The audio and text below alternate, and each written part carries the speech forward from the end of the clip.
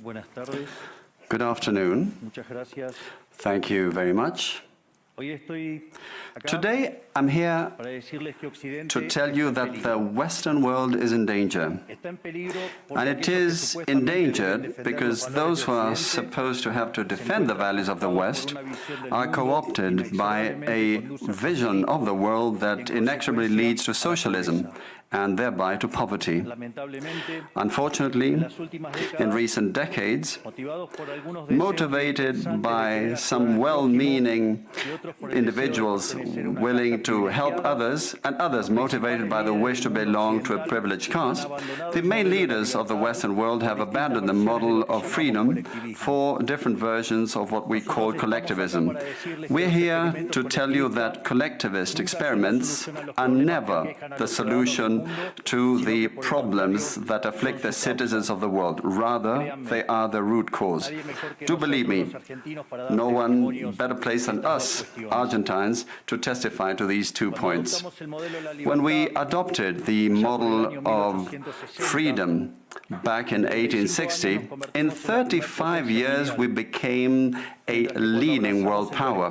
And when we embraced collectivism over the course of the last 100 years, we saw how our citizens started to become systematically impoverished, and we dropped to spot number 140 globally.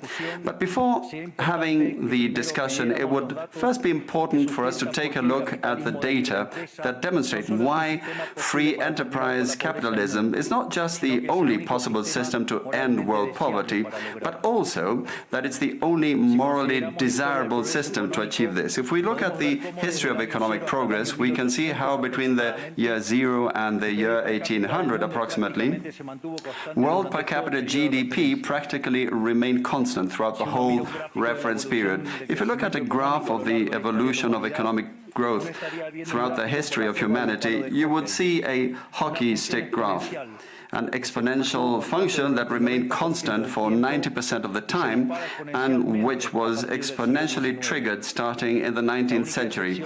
The only exception to this history of stagnation was in the late 15th century with the discovery of the American continent. But for this exception, throughout the whole period between the year 0 and the year 1800, global per capita GDP stagnated.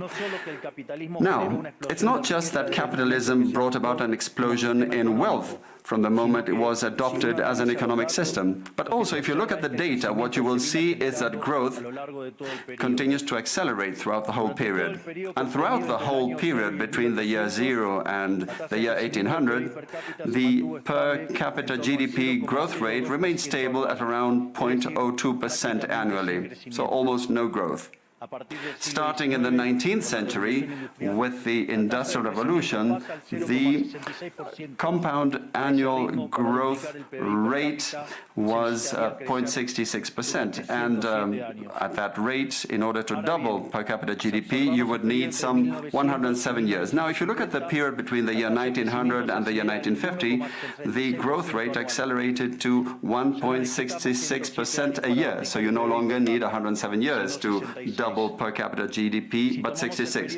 And if you take the period between 1950 and the year 2000, you will see that the growth rate was 2.1%. Again, the CAGR, which would mean that in only 33 years we could double the world's per capita GDP.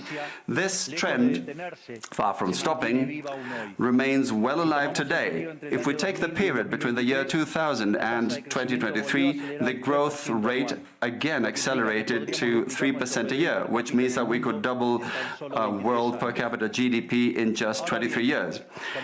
That said, when you look at per capita GDP since the year 1800 and until today, what you will see is that after the Industrial Revolution, global per capita GDP multiplied by over 15 times, which meant a boom in growth that lifted 90% of the global population out of poverty. We should remember that by the year year 1800, about 95% of the world's population lived in extreme poverty, and that figure dropped to 5% by the year 2020, prior to the pandemic. The conclusion is obvious. Far from being the cause of our problems, free trade capitalism as an economic system is the only instrument we have to end hunger, poverty, and extreme poverty across our planet. The empirical evidence is unquestionable. Therefore, since there is no doubt that free enterprise capitalism is superior in productive terms, the left-wing doxa has attacked capitalism, alleging matters of morality, saying, that's what the detractors claim, that it's unjust. They say that capitalism is evil because it's individualistic, and that collectivism is good because it's altruistic, of course, with the money of others. So they therefore advocate for social justice. But this concept, which in the developed world became fashionable in recent times, in my country has been a constant in political discourse for over 80 years. The problem is that social justice is not just, and it doesn't contribute either to the general well-being. Quite on the contrary, it's an intrinsically unfair idea because it's violent. It's unjust because the state is financed through tax, and taxes are collected coercively. Or can any one of us say that they voluntarily pay taxes? Which means that the state is financed through coercion, and that the higher the tax burden, the higher the coercion, and the lower the freedom. Those who promote social justice, the advocates, start with the idea that the whole economy is a pie that can be shared differently. But that pie is not a given. It's wealth that is generated in what Israel Kirzner, for instance, calls a market discovery process. If the goods or services offered by a business are not wanted, the business will fail unless it adapts to what the market is demanding. If they make a good quality product at an attractive price, they will do well and produce more. So the market is a discovery process in which the capitalists will find the right path as they move forward. But if the state punishes capitalists when they're successful and gets in the way of the discovery process, they will destroy their incentives, and the consequence is that they will produce less, the pie will be smaller, and this will harm society as a whole.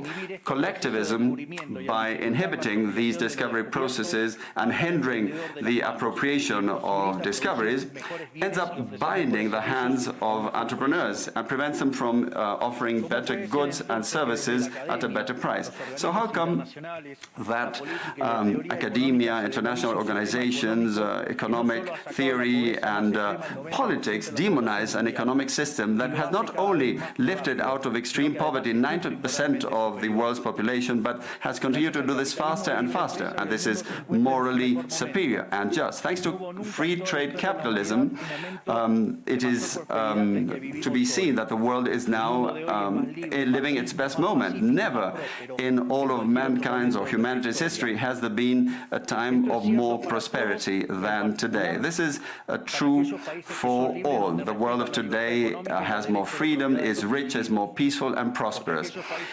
And this is particularly true for countries that have more freedom and have economic freedom and respect the property rights of individuals, because countries that have more freedom are 12 times richer than those that are repressed, and the lowest decile in terms of distribution in free countries are better off than 90% of the population of repressed countries, and poverty is 25 times lower, and extreme poverty is 50 times lower. And citizens in free countries live 25% longer than citizens in repressed countries. Now, what is it that we mean when we talk about libertarianism? And let me quote the words of the greatest authority on freedom in Argentina, Professor Alberto Venegas Lynch Jr., who says that libertarianism is the unrestricted respect for the life project of others, based on the principle of non-aggression, in defense of the right to life, liberty and property. Its fundamental institutions being private property, markets free from state intervention, free competition, the division of labor, and social cooperation, as part of which success is achieved only by serving others with goods of better quality or at a better price. In other words, capitalists Successful business people are social benefactors who, far from appropriating the wealth of others, contribute to the general well-being. Ultimately, a successful entrepreneur is a hero. And this is the model that we are advocating for the Argentina of the future, a model based on the fundamental principles of libertarianism, the defense of life, of freedom, and of property. Now, if free enterprise capitalism and economic freedom have proven to be extraordinary instruments to end poverty in the world, and we are now at the best time in the history of humanity, it is worth asking why I say that the West is endangered. And I say this precisely because in those of our countries that should defend the values of the free market, private property, and the other institutions of libertarianism, sectors of the political and economic establishment, some due to mistakes in their theoretical framework and others due to a greed for power, are undermining the foundations of libertarianism, opening up the doors to socialism and potentially condemning us to poverty, misery and stagnation. It should never be forgotten that socialism is always and everywhere an impoverishing phenomenon that has failed in all countries where it's been tried out. It's been a failure economically, socially, culturally, and it also murdered over 100 million human beings. The essential problem in the West today is not just that we need to come to grips with those who, even after the fall of the Berlin Wall and the overwhelming empirical evidence, continue to advocate for impoverishing socialism. But there's also our own leaders, thinkers, and academics who, relying on a misguided theoretical framework, undermine the fundamentals of the system that has given us the greatest expansion of wealth and prosperity in our history. The theoretical framework to which I refer is that of neoclassical economic theory, which designs a set of instruments that unwillingly, or without meaning to, ends up serving the intervention by the state, socialism, and social degradation. The problem with neoclassicals is that the model they fell in love with does not map reality, so they put down their mistakes to supposed market failures rather than reviewing the premises of the model. On the pretext of a supposed market failure, regulations are introduced which only create distortions in the price system, prevent economic calculus, and therefore also prevent saving, investment, and growth. This problem lies mainly in the fact that not even supposedly libertarian economists understand what the market is, because if they did understand, it would quickly be seen that it's impossible for there to be something along the lines of market failures. The market is not a mere graph describing a curve of supply and demand. The market is a mechanism for social cooperation where you voluntarily exchange ownership rights. Therefore, based on this definition, talking about a market failure is an oxymoron. There are no market failures. If transactions are voluntary, the only context in which there can be a market failure is if there is coercion. And the only one that is able to coerce generally is the state, which holds a monopoly on violence. Consequently, if someone considers that there is a market failure, I would suggest that they check to see if the state intervention involved. And if they find that that's not the case, I would suggest that they check again, because obviously there's a mistake. Market failures do not exist. An example of these so-called market failures described by the neoclassicals are the concentrated structures of the economy. However, without increasing returns to scale functions, whose counterpart are the concentrated structures of the economy, we couldn't possibly explain economic growth since the year 1800 until today. Isn't this interesting? Since the year 1800 onwards, with population multiplying by 8 or 9 times, per capita GDP grown by over 15 times. So there are growing returns, which took extreme poverty from 95% to 5%. However, the presence of growing returns involves concentrated structures, what we would call a monopoly. How come then that something that has generated so much well-being for the neoclassical theory is a market failure? Neoclassical economists think outside of the box.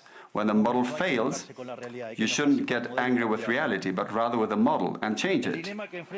The dilemma faced by the neoclassical model is that they say they wish to perfect the functioning of the market by attacking what they consider to be failures, but in so doing, they don't just open up the doors to socialism, but also go against economic growth.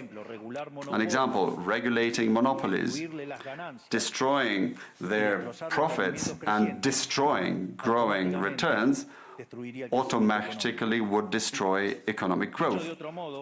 In other words, whenever you want to correct a supposed market failure inexorably, as a result of not knowing what the market is, or as a result of having fallen in love with a failed model, you are opening up the doors to socialism and condemning people to poverty.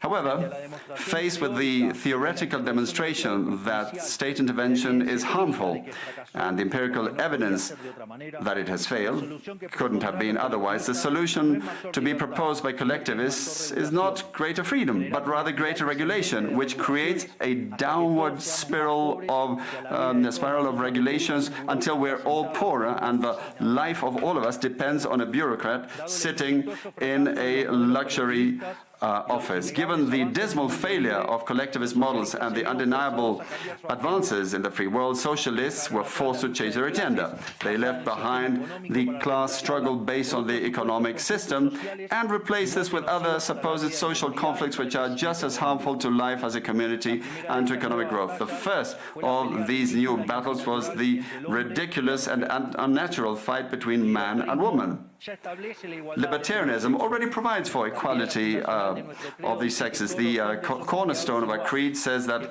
all humans are created equal, that we all have the same unalienable rights granted by the Creator, including life, freedom, and ownership. All that this radical feminism agenda has led to is greater state intervention to hinder the economic process, giving a job to bureaucrats who have not contributed anything to society.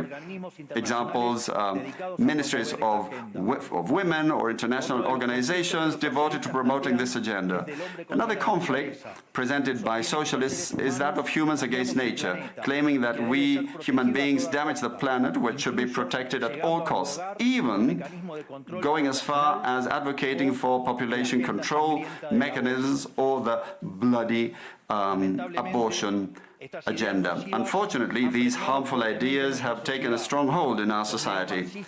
Neo-Marxists have managed to co-opt the common sense of the Western world, and this they have achieved by appropriating the media, culture, universities, and also international organizations. The latter case is the most serious one, probably, because these are institutions that have enormous influence on political and economic decisions of the countries that make up the multilateral organizations. Fortunately, there's more and more of us who are daring to make our voices heard, because we see that if we don't truly and decisively fight against these ideas, the only possible fate is for us to have increasing levels of state regulation, socialism, poverty, and less freedom, and therefore will be having worse standards of living. The West has unfortunately already started to go along this path. I know to many it may sound ridiculous to suggest that the West has turned to socialism, but it's only ridiculous if you only limit yourself to the traditional economic definition of socialism, which says that it's an economic system where the state owns the means of production.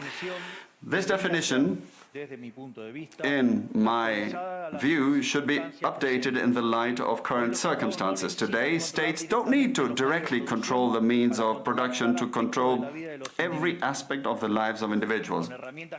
With tools such as printing money debt, subsidies, controlling the interest rate, price controls, and regulations to correct the so-called market failures. They can control the lives and fates of millions of individuals. This is how we come to the point where, by using different names or guises, a good deal of the generally accepted political offers in most Western countries are collectivist variants, whether they proclaim to be openly communists, fascists, Nazis, socialists, social democrats, national socialists, Democrat Christians, Christian Democrats, neo-Keynesians, progressive, populist, nationalists, or globalists. At bottom, there are no major differences. They all say that the state should steer all aspects of the lives of individuals. They all defend a model contrary to that one which led humanity to the most spectacular progress in its history. We have come here today to invite the rest of the countries in the Western world to get back on the path of prosperity, economic freedom, limited government, and unlimited respect for private property are essential elements for economic growth. And the impoverishment produced by collectivism is no fantasy, nor is it an inescapable fate. But it's a reality that we Argentines know very well. We have lived through this, we have been through this, because as I said earlier, ever since we decided to abandon the model of freedom that had made us rich, we have been caught up in a downward spiral, as part of which we are poorer and poorer day by day. So this is something we have lived through, and we are here to warn you about what can happen if the countries in the Western world that became rich through the model of freedom stay on this path of servitude. The case of Argentina is an empirical demonstration that no matter how rich you may be, or how much you may have in terms of natural resources, or how skilled your population may be, or educated, or how many bars of gold you may have in the central bank, if measures are adopted that hinder the free functioning of markets, free competition, free price systems, if you hinder trade, if you attack private property, the only possible fate is poverty. Therefore, in concluding, I would like to leave a message for all business people here and for those who are not here in person but are following from around the world. Do not be intimidated either by the political class or by parasites who live off the state. Do not surrender to a political class that only wants to stay in power and retain its privileges. You are social benefactors, you're heroes, you're the creators of the most extraordinary period of prosperity we've ever seen.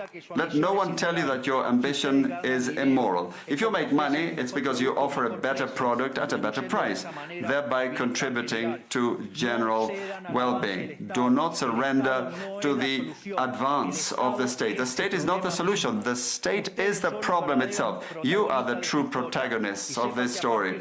And rest assured that as from today, Argentina is your staunch, unconditional ally. Thank you very much, and long live freedom. Damn it.